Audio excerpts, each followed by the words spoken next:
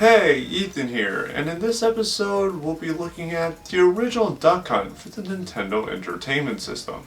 It's one of the NES's most iconic games was the NES Zapper, and now it's time for some brief development history.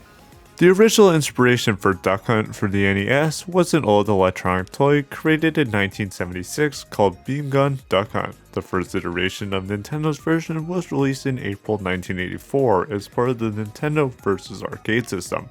It was then later brought to Nintendo's own Famicom in Japan later that year, with Game Boy designer Gunpei Yokoi being the game's designer. When Duck Hunt came over to North America, it was released alongside the Nintendo Entertainment System on October 18, 1985, with the iconic NES Zapper included, which can only be used on old CRT TVs due to how the gun's internals work. I, however, am going to be playing the Wii U Virtual Console version released in 2014, which allows you to use the Wii Remote to mimic the NES Zapper, but it's now played Duck Hunt on NES.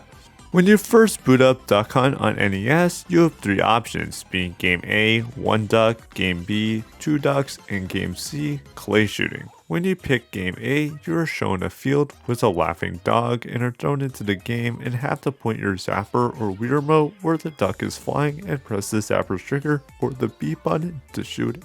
The Virtual Console version has this pointer on screen, but you can disable it by pressing the D-pad in the lower direction. At the bottom, it shows which round you're on, how many shots you have, which you can have up to 3 per duck, but if you use all of them, the duck can fly away, which can cause the dog to laugh at you. It also shows how many ducks that you have shot by showing red ducks, indicating that those ones have been shot, with white ones indicating that they have not been shot. There are also up to 10 ducks per round. It also has your score in the bottom right as well. Game B is the exact same as A, but with 2 ducks on screen at the same time. Game C is clay shooting, which is like shooting clay discs. The rules are the same as Game B, as you have 3 shots, 2 discs come up at once, and you have about 10 of them to shoot. And that is basically Duck Hunt on NES. It's quite a simple game to play and understand, with a lot of replay value due to it being high score based, even though there isn't a bunch of content. But man, can that dog be annoying.